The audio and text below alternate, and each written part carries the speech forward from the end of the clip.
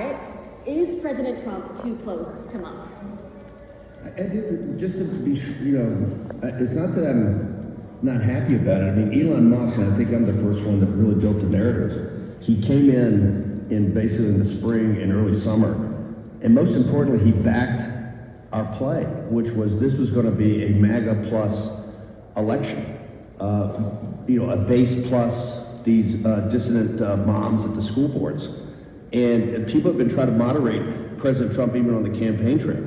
So number one, Elon Musk came in and totally backed kind of the populist, MAGA play. He then wrote $250 million worth of checks to back that play, not to put in TV advertising, which is extraordinary. That's not over a whole cycle, that's in 5 months. And I've said from the beginning, both in the United States, he deserves a place at the table. And in Europe, I've said, and I think Politico has covered it pretty well, is that he holds the 2 tactical nuclear weapons of modern politics, which is unlimited cash and a social media platform that's not just ubiquitous, but also he can deem who's heard and who's not heard. And there's not many governments in Europe that are going to withstand that. That being said, in Politico today, the piece by Messerly and Wren, I think laid out the best. This is a new coalition, much broader than 16. This is the beginning, I think, of a 1932 FDR-type realignment in American politics. And clearly, you're going to have members of that coalition that don't agree on everything.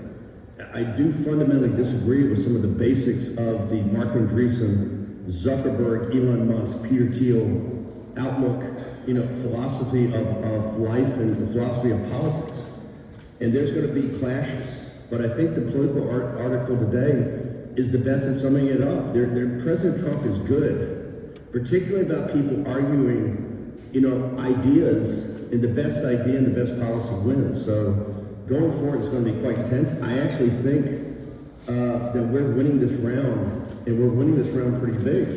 He's already backed off the H-1B visas. He's already said they got to be reformed. We say they have to be done away with. I think we'll get Elon there. And as soon as I can turn Elon Musk from a techno-feudalist to a populist nationalist, we'll start making real progress. If you can't turn him, do you want him out?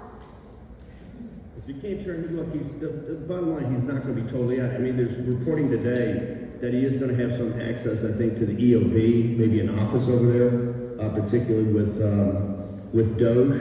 So he's not going to be out. Look, when you write $250 million worth of checks, when you've got, when you're that involved, when you have actually backed a ground game, you're going to have a seat at the table. I've always argued it can't be at the head of the table, and that table shouldn't be the cabinet room in the West Wing. So I'm a realist, and I've had this fight before. People, I think some folks will remember back in 2017, Elon and I went back and forth virtually every day about the EV tax credits.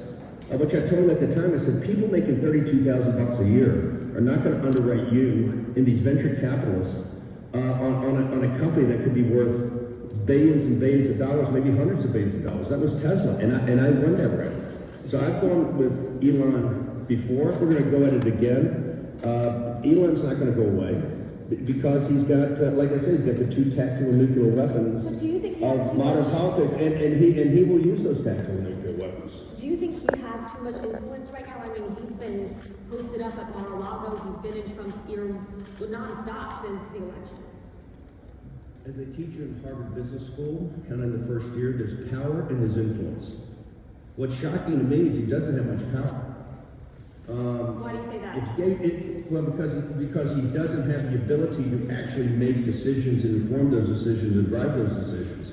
If you look at even the time at Mar-a-Lago, he's come in, he's definitely had some influence, and he's had some influence on picks, but let's go back over that. He was adamant about Howard Lutnick being Secretary of the Treasury, actually trashed Scott Bessent. Last time I looked, Scott Bessent's hearing, I think, was on Thursday or Friday for Secretary of the Treasury.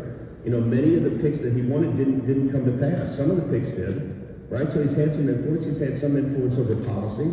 None of that's really stuck yet as hard policy. Like, for instance, the HB1 visas, the whole issue of the business community, particularly the tech community, essentially importing indentured servants to take jobs of American citizens.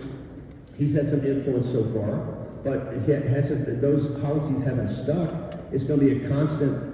It's going to be a constant fight and a constant clash of ideas. And if I would go along the populist nationalist positions on these. The hardcore American citizens come first, America comes first. So Elon's not going to go away, and quite frankly, he shouldn't go away. I mean, I've been quite intense, and part of that is to try to shift the Overton window on this debate, but Elon's not going to go away and anytime soon, and there's going to be a continued clash and a continued fight over ideas.